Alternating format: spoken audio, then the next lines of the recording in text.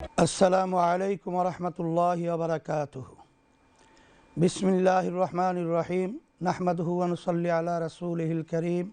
আম্মা বাদ। জাতির ভাগ্যের পরিবর্তনের প্রত্যাশায় আসন্ন ত্রয়োদশ জাতীয় সংসদ নির্বাচনকে সামনে রেখে নির্বাচনী আমেজে থাকা প্রিয় দেশবাসীকে ইসলামী আন্দোলন বাংলাদেশের পক্ষ থেকে আমি ইসলামী আন্দোলন বাংলাদেশের মুফতি সৈয়দ মোহাম্মদ রেজাউল করিম আপনাদেরকে জানাই শ্রদ্ধা ও আন্তরিক শুভেচ্ছা। প্রিয় দেশবাসী ভাই ও বোনেরা, শুরুতেই মহান আল্লাহ রাব্বুল আলামিনের দরবারে কৃতজ্ঞতা জানাচ্ছি। ব্রিটিশ বিরোধী সংগ্রাম থেকে শুরু করে ৭১-এর মহান মুক্তিযুদ্ধ এবং মানুষের মুক্তি ও সমৃদ্ধির জন্য সংগঠিত সকল আন্দোলন ও সংগ্রামে অংশ নেয়া জাতির সাহসী সন্তানদের প্রতি আমাদের শ্রদ্ধা নিবেদন করছি।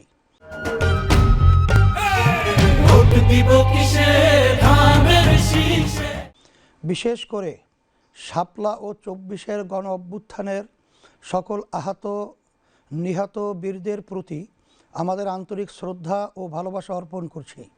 ইসলামী আন্দোলন বাংলাদেশ ১৯৮৭ সালে দেশের সর্বধারার শীর্ষ উলামায়ে কেরাম, বুদ্ধিজীবী, শিক্ষাবিদ ও রাজনৈতিক নেতৃবৃন্দর সমন্বয়ে গঠিত একটি প্ল্যাটফর্ম। প্রতিষ্ঠার পর থেকে সকল রাজনৈতিক আন্দোলনে আমরা ছিলাম সম্মুখ সারির দল। দেশ, জাতি ও মানবতার স্বার্থে আমাদের সরব পথচারণায় মুখর ছিল রাজপথ। সর্বশেষ জুলাই গণ অভ্যুত্থানে একমাত্র রাজনৈতিক দল হিসাবে ইসলামী আন্দোলন বাংলাদেশ স্বনামে প্রকাশ্যে রাজপথে লড়াই করেছে। প্রতিষ্ঠাকালে আমাদের দলের নাম ছিল ইসলামী শাসনতন্ত্র আন্দোলন, কারণ সেই ১৯৮৭ সালেই আমাদের অনুধাবনে এটা ছিল যে সংবিধানে দেশ চলছে তা এই দেশের ইতিহাস, ঐতিহ্য ও বোধবিশ্বাসের সাথে সামঞ্জস্যপূর্ণ না। আজকের বাংলাদেশে সবাই একমত যে সংবিধানই প্রধানতম সমস্যা। জুলাই গণ অভ্যুত্থানের মধ্য দিয়ে আমরা সংবিধান সংস্কার সহ রাষ্ট্রের সামগ্রিক সংস্কার করার একটি সুযোগ পেয়েছি। সেই সুযোগে বাস্তবে পরিণত করার জন্য আগামী ১২ তারিখের নির্বাচন তাৎপর্যপূর্ণ। আপনার একটি ভোট মহান স্বাধীনতা ও ২৪শে জুলাই এর প্রত্যাশাকে বাস্তবায়িত করতে সহায়তা করবে ইনশাআল্লাহ। প্রিয় দেশবাসী, স্বাধীনতার পরে ৫৪টি বছর অতিক্রান্ত হয়েছে। এক সাগর রক্ত উৎসর্গ করার পরেও আমরা কাঙ্ক্ষিত সাম্য, মানবিক মর্যাদা ও সামাজিক ন্যায় বিচার পাই নাই। আর্থিক সমৃদ্ধি আসে নাই, নিরাপত্তা নিশ্চিত হয় নাই, বরং দারিদ্রতা, সন্ত্রাস, রাজনৈতিক হানাহানি, অবিচার, সীমাহীন বৈষম্য, বেকারত্ব আমাদের দেশকে কুরে কুরে খেয়েছে। অতীতে যারাই দেশ পরিচালনা করেছে তাদের কেউই এই দায় এড়াতে পারবে না। এখানে ভোটার হিসাবে আমার আপনার দায়ও রয়েছে। ভুল নীতি ও নেতাকে ভোট দেওয়ার মাধ্যমে এর দায় আমাদের উপরেও বর্তায়। প্রিয় দেশবাসী, ভাই ও বোনেরা, আমাদের সমস্যা ছিল দুইটা। এক, রাষ্ট্র পরিচালনার নীতি হিসাবে ভুল নীতি গ্রহণ করা, এবং দুই, ভুল নেতা বাছাই করা। ভুল নীতির কারণে অনেক ভালো নেতাও দেশকে কাঙ্ক্ষিত মানে নিয়ে যেতে পারে নাই।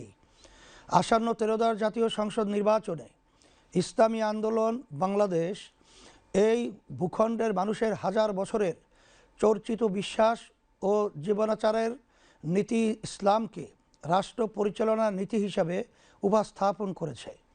শরিয়া কেবলই একটি আইনের নাম নয়, বরং শরিয়া হলো মানুষের বিশ্বাস, জীবনবোধ, সংস্কৃতি, অভ্যাস ও আইনের সমষ্টি। আমরা এই অঞ্চলের অধিকাংশ মানুষ বিশ্বাস হিসাবে, জীবনবোধ হিসাবে এবং সংস্কৃতিতে, অভ্যাসে ইসলামকে ধারণ করি। এখন যদি রাষ্ট্র পরিচালনার মূল নীতিতে ইসলামকে বাস্তবায়ন করতে পারি, তাহলেই বাংলাদেশ তার প্রত্যাশিত সমৃদ্ধি ও লক্ষ্য খুঁজে পাবে ইনশাআল্লাহ। রাষ্ট্র পরিচালনায় ইসলামের মৌলিক নীতিমালার মধ্যে রয়েছে আদালত, ইনসাফ, নাগরিকের স্বার্থের প্রতি সংবেদনশীলতা, দায়বদ্ধতা, সামাজিক নিরাপত্তা, আইনের শাসন এবং সকল ধর্মের মানুষের ধর্মীয় আচার পালনের অধিকার ও সমান সম্মান মর্যাদা প্রদান করা। ইসলামী আন্দোলন বাংলাদেশ রাষ্ট্র ক্ষমতায় গেলে এই মৌলিক নীতিমালার পূর্ণ প্রতিপালন করবে। প্রিয় দেশবাসী, ইসলামী আন্দোলন বাংলাদেশ ত্রয়োদশ জাতীয় সংসদ নির্বাচনে 258 আসনে হাতপাখা প্রতীকে প্রতিদ্বন্দ্বিতা করছে। আপনারা জানেন, প্রচলিত আইন ও বন্দোবস্তের মোকাবেলায় ইসলামী আন্দোলন বাংলাদেশ এদেশের হাজার মানুষের বোধবিশ্বাসের আলোকে ইসলামের নীতিতে দেশ পরিচালনার লক্ষ্য নিয়ে নির্বাচনী প্রচারণা চালিয়ে যাচ্ছে। আপনাদের থেকে যে স্বতঃস্ফূর্ত সাড়া আমরা পাচ্ছি তা আমাদেরকে আপ্লুত করছে। ইনশাআল্লাহ আগামী 12 তারিখ আপনারা হাতপাখা প্রতীকে ভোট দিয়ে আমাদেরকে বিজয় করলে জনপ্রত্যাশার বাংলাদেশ নির্মাণ করব ইনশাআল্লাহ। প্রিয় দেশবাসী, ভোট অর্থ হলো আপনি কাউকে আপনার হয়ে রাষ্ট্র পরিচালনার দায়িত্ব দেয়া। ভোট অর্থ কাউকে রাষ্ট্র পরিচালনায় যোগ্যতর বলে সাক্ষ্য দেয়া। পবিত্র কোরআনে আল্লাহ তাআলা বলেন, মাইয়াশফা শাফা আতান হাসানাতা ইয়াকুল্লাহু নাসিবুম মিনহা অমাইয়াশফা শাফা আতান সাইয়া আতান ইয়াকুল্লাহু কিফলুম মিনহা ওয়া কানাল্লাহু আলা কুল্লি শাইইন মুকিতা। যে ভালো সুপারিশ করবে তা থেকে তার জন্য একটি অংশ থাকবে এবং যে মন্দ সুপারিশ করবে তার জন্য তা থেকে একটি অংশ থাকবে। সূরা আন-নিসা 85 নম্বর আয়াতে অর্থ খুবই স্পষ্ট। আপনি যদি ভোটের মাধ্যমে কোনো ভালো নীতি ও ব্যক্তির জন্য সুপারিশ করেন তাহলে সেই ভালো নীতি ও ব্যক্তির কৃত ভালো কাজের নেকি আপনি পাবেন। আর যদি আপনি কোনো খারাপ নীতি ও ব্যক্তির জন্য সুপারিশ করেন তাহলে সেই খারাপ নীতি ও ব্যক্তির করা অপরাধের পাপের ভাগ আপনার আমল নামাতেও যুক্ত হবে। কোনো দুর্নীতি, সন্ত্রাস ও টাকা পাচার না করেও কেবল ভুল জায়গায় ভোট দেওয়ার কারণে আপনার আমল নামায় দুর্নীতি ও সন্ত্রাসের পাপ যুক্ত হতে পারে।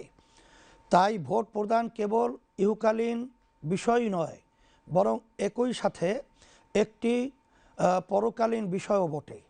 তাই ভোট প্রদানে সতর্ক থাকতে হবে। প্রিয় দেশবাসী, ইসলামী আন্দোলন বাংলাদেশের ইশতেহার জাতির সাথে একটি প্রতিজ্ঞা। আল্লাহর রহমতে এবং আপনাদের সমর্থনে রাষ্ট্র ক্ষমতায় অধিষ্ঠিত হলে এই ইশতেহারের প্রতিটি ধারা বাস্তবায়নে ইসলামী আন্দোলন বাংলাদেশ দৃঢ় প্রতিজ্ঞ থাকবে ইনশাআল্লাহ। ইসলামী আন্দোলন বাংলাদেশের ইশতেহারের শিরোনাম রাখা হয়েছে জনপ্রত্যাশার ইশতেহার। ইশতেহারকে আমরা 3টি অধ্যায় উপস্থাপন করছি।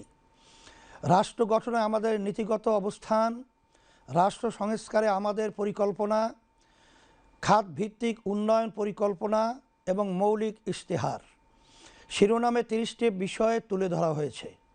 প্রিয় দেশবাসী, রাষ্ট্র গঠনে আমরা নীতিগত 8 দফা ঘোষণা করেছি। রাষ্ট্র পরিচালনার সকল ক্ষেত্রে ইসলামের মৌলিক নীতিমালার পরিপালন, ইসলাম প্রচলিত অর্থে ধর্ম বলতে যা বোঝায় তার চেয়েও বিস্তৃত একটি ধারণা। বিশ্বাসের সমষ্টি ও ইবাদতের সাথে ইসলাম জীবন পরিচালনার সকল ক্ষেত্রে সুনির্দিষ্ট নীতিমালা ও নির্দেশনা দেয়। বিশেষ করে মানুষের সবচেয়ে বড় যৌথ প্রকল্প রাষ্ট্র ও শাসন সংক্রান্ত বিষয়ে ইসলামের নির্ধারিত, বিস্তৃত এবং বহু শতাব্দী চর্চিত রীতি নীতি ও বিধিমালা রয়েছে, যার আলোকে 1300 বছর মানব সভ্যতা শান্তি ও সমৃদ্ধির সাথে পরিচালিত হয়েছে।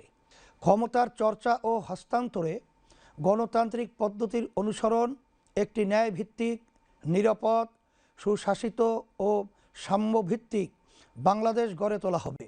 শাসন ও রাষ্ট্র সংক্রান্ত ইসলামের ধারণায় ক্ষমতার চর্চা হয় না, বরং দায়িত্ব পালন এর মনোভাব প্রাধান্য বিস্তার করে। নাগরিকের সাথে শাসকের সম্পর্ক ক্ষমতার সম্পর্ক নয়, বরং দায়িত্বের সম্পর্ক বিরাজ করে। এই নীতিবোধ থেকে রাষ্ট্র পরিচালনা করা হবে এবং দায়িত্ব হস্তান্তরে আগ্রহী দৃষ্টিভঙ্গি পালন করা হবে। সকল ধর্ম ও ক্ষুদ্র নৃগোষ্ঠীর অধিকার সম্মান রক্ষায় প্রতিশ্রুতি ইসলামী আন্দোলন বাংলাদেশ। দেশ, ধর্ম বা জাতি বিবেচনায় কাউকে সংখ্যালঘু বা সংখ্যাগুরু বিবেচনা করবে না। সকলের ধর্মীয় বিশ্বাস রক্ষা ও পালনের নিরাপদ ও উৎসব মুখর পরিবেশ নিশ্চিত করতে আমরা প্রতিজ্ঞাবদ্ধ।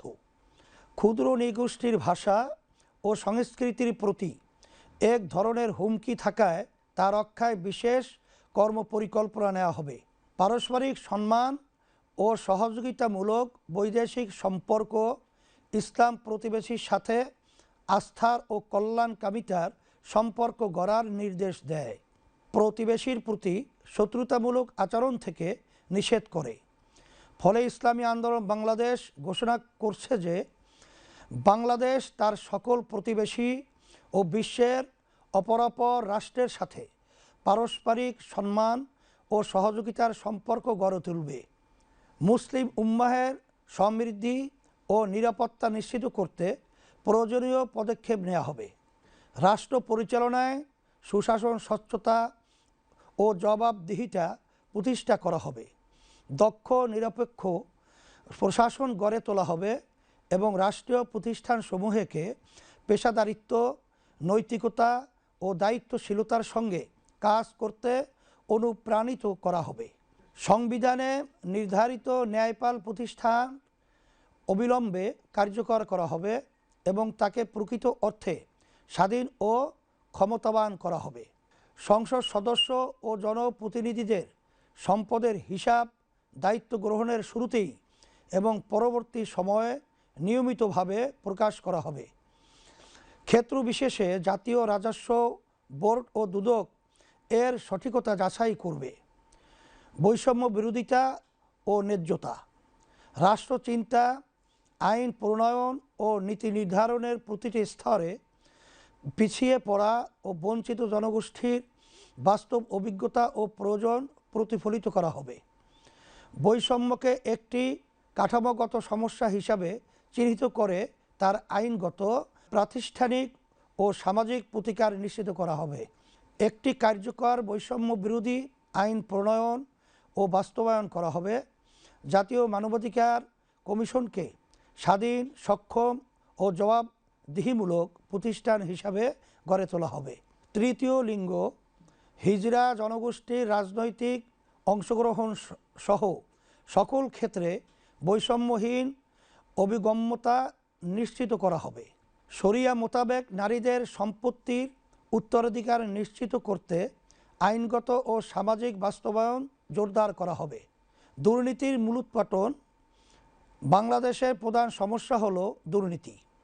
ইসলামী আন্দোলন নৈতিক, আইনি ও প্রাতিষ্ঠানিক বহুমাত্রিক কৌশলে ও কর্মপন্থায় দুর্নীতিকে ক্রমান্বয়ে শূন্যের কোঠায় নামিয়ে আনবে ইনশাআল্লাহ। রাজনৈতিক ও প্রাতিষ্ঠানিক দুর্নীতি প্রতিরোধ করা হবে। আর্থিক খাতে স্বচ্ছতা জোরদার করা হবে এবং বাজার ও সেবা খাতে সিন্ডিকেট নিয়ন্ত্রণ করা হবে। রাজনৈতিক নেতৃত্ব ও প্রভাবশালী ব্যক্তিদের দুর্নীতির ক্ষেত্রে দৃষ্টান্তমূলক ও প্রকাশ্য শাস্তি নিশ্চিত করা হবে, যাতে আইনের ঊর্ধ্বে কেউ না থাকে।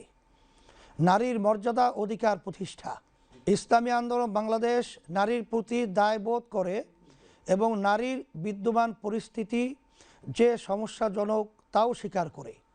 সেজন্য নারীর মর্যাদা ও অধিকার প্রতিষ্ঠায় এই ভূমির হাজারো বছরের বোধবিশ্বাস ও ঐতিহ্যের আলোকে করণীয় সকল পদক্ষেপ গ্রহণ করবে। আমরা দৃঢ়তার সাথে বলতে চাই যে নারীর কর্মসংস্থান, অধিকার, মর্যাদা ও স্বাধীনতার জন্য ইসলামী সবচেয়ে কার্যকর নীতি।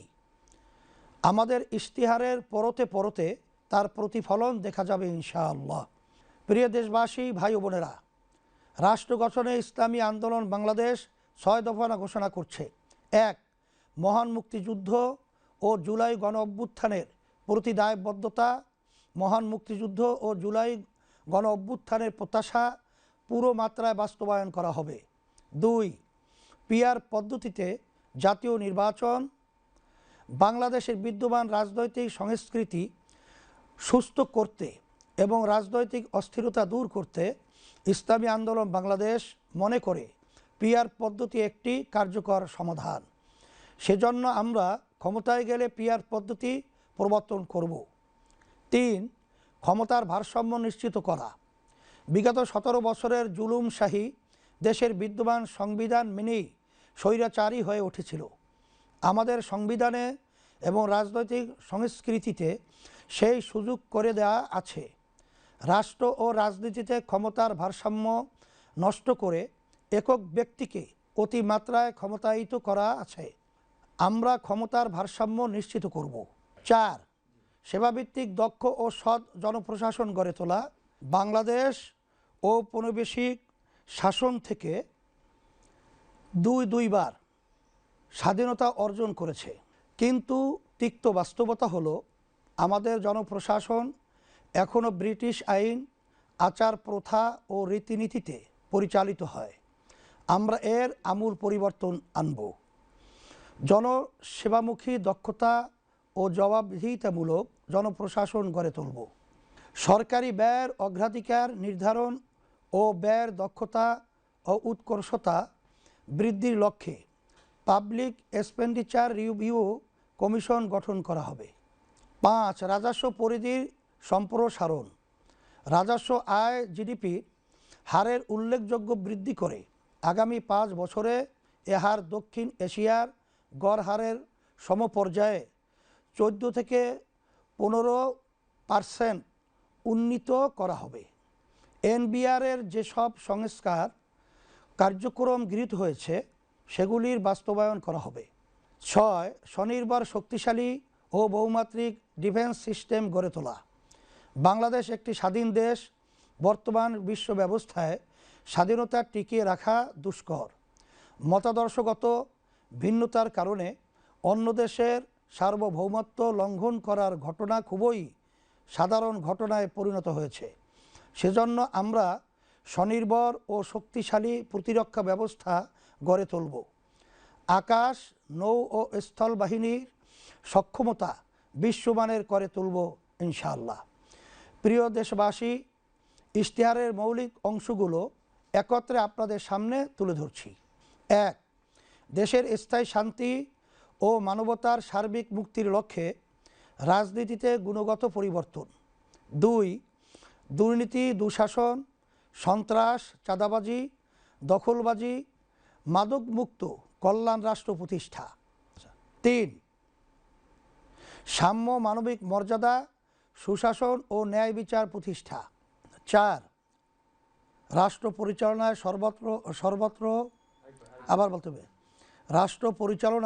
সর্বত্র শরিয়ার প্রাধান্য।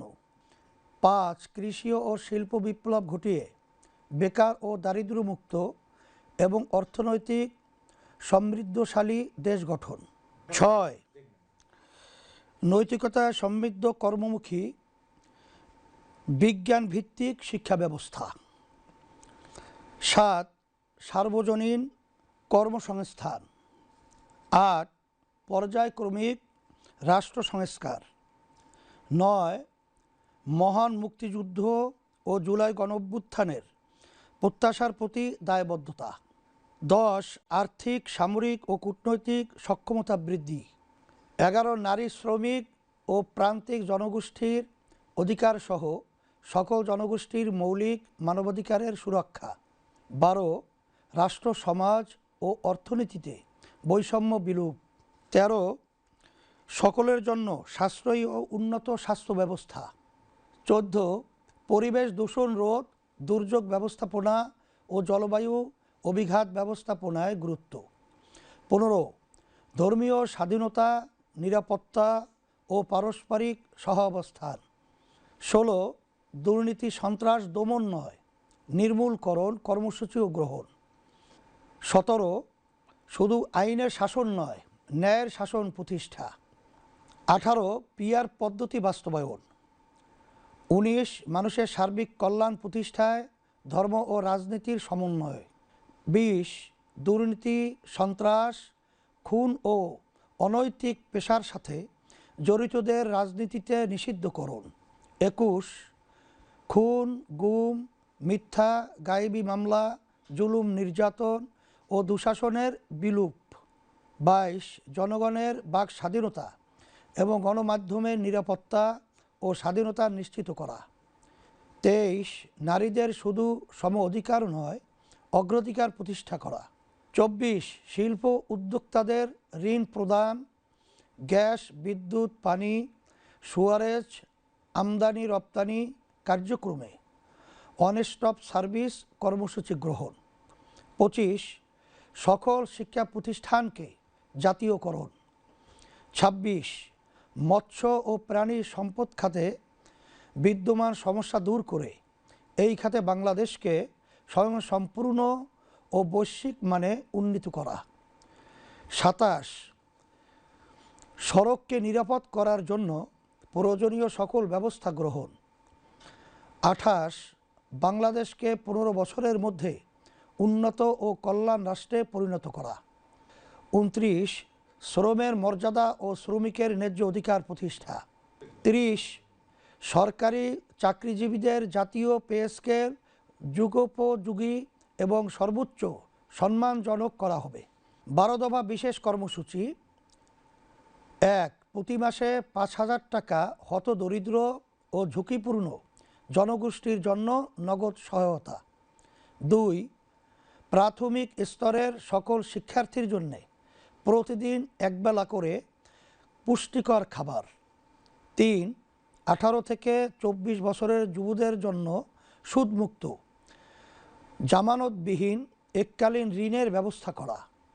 4 সার্বজনীন স্বাস্থ্য সুরক্ষা কর্মসূচি বা স্বাস্থ্য কার্ড, ভর্তুকি মূল্যে কৃষি উপকরণ দেয়া ও বিভিন্ন সেবা সহজে পৌঁছাতে কৃষিকার্ড চালু করা।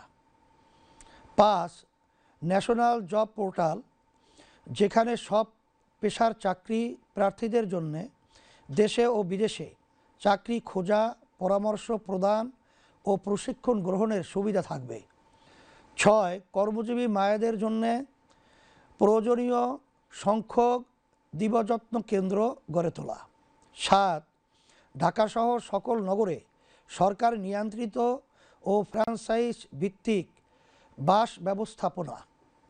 8 সেবাকেন্দ্রিক কর ব্যবস্থা। 9 সকলের জন্য নির্বিঘ্ন নাগরিক সেবা। 10 নারী পোশাক কর্মীদের জন্য আবাসন ব্যবস্থা। 11 দ্রব্যমূল্য নিয়ন্ত্রণে রাখতে অবৈধ সিন্ডিকেট ভেঙে দেয়া হবে। 12 কওমি সনদের স্বীকৃতির পূর্ণ বাস্তবায়ন ও রাষ্ট্রীয় পদে ওলামায়ে কেরামের পদায়ন। প্রিয় দেশবাসী, জুলাই গণ অভ্যুত্থানের পরে দেশ থেকে স্বৈরতন্ত্রের স্থায়ী বিলোপ নিশ্চিত করতে আমরা সংস্কার কমিশনে জোর প্রচেষ্টা চালিয়েছি। আমাদের প্রত্যাশা পূর্ণ মাত্রায় প্রতিফলিত না হলেও জুলাই সনদ সংস্কারের পথে একটি বড় অগ্রগতি। জুলাই সনদ কোনো দলের বিপক্ষে না, তাই আগামী 12 তারিখে জুলাই সনদের পক্ষে হা ভোট প্রদান করুন। আপনার হা ভোট সংস্কারের কাঙ্ক্ষিত যাত্রাকে অনেক দূর এগিয়ে নিয়ে যাবে ইনশাআল্লাহ। প্রিয় তারুণ্য, তোমরা এবার প্রথম ভোট দিতে যাচ্ছ। তোমাদের প্রথম ভোট দেশ, জাতি ও মানবতার জন্য পরিবর্তনের পক্ষে হোক। তোমাদের প্রথম ভোট নয়া বন্দোবস্ত ইসলামের পক্ষে হাত পাকা প্রতীকী হোক। আমি তোমাদেরকে কথা দিচ্ছি, ইসলামী আন্দোলন বাংলাদেশ তোমাদের ভোট নিয়ে নিজেদের আখের গোছাবে না, বরং তোমাদের জন্য উন্নত বিজ্ঞানভিত্তিক নৈতিক শিক্ষার ব্যবস্থা করব। তোমাদের জন্য কর্মসংস্থানের ব্যবস্থা করব এবং বেকারত্ব দূর করব। তোমাদেরকে সাথে নিয়ে শান্তি ও সমৃদ্ধ দেশ গঠন করব। প্রশাসনে কর্মরত প্রিয় সদস্যবৃন্দ, মনে রাখতে হবে আপনারা রাষ্ট্রের সেবায় নিয়োজিত। তাই সব ধরনের রাগ বিরাগ, প্রলোভন এ ভীতির ঊর্ধ্বে ওঠে কেবলই রাষ্ট্রের ও জনগণের স্বার্থে কাজ করুন। মানুষের বহুদিনের আরাধ্য ভোটাধিকার নিশ্চিত করতে আপনাদের ভূমিকা খুবই তাৎপর্যপূর্ণ। গোটা জাতি আপনাদের প্রতি প্রত্যাশা নিয়ে তাকিয়ে আছে। প্রিয় দেশবাসী, আমি আবারও আপনাদের প্রতি আহ্বান করছি যে 12 ফেব্রুয়ারি 2026 ইংরেজি তারিখে দলে দলে ভোট কেন্দ্রে আসুন। মনে রাখবেন, একটি ভোটে কেহ ধনীও হয় না, আবার গরিবও হয় না, কিন্তু একটি ভোটে দেশ ও আপনার ভাগ্য নির্মিত হয়। তাই দীর্ঘদিনের পরীক্ষিত সৎ, যোগ্য ও আল্লাহভীরু মানুষের প্রতীক, হাতপাখা প্রতীকে ভোট দিন। কথা দিচ্ছি, বাংলাদেশের মানুষের বহুদিনের আরাধ্য সমৃদ্ধি, শান্তি ও মুক্তি আসবে ইনশাআল্লাহ। আজকের মতো এখানে শেষ করছি। আবারও দেখা হবে, কথা হবে। আসসালামু আলাইকুম ওয়া রাহমাতুল্লাহি ওয়া বারাকাতুহু।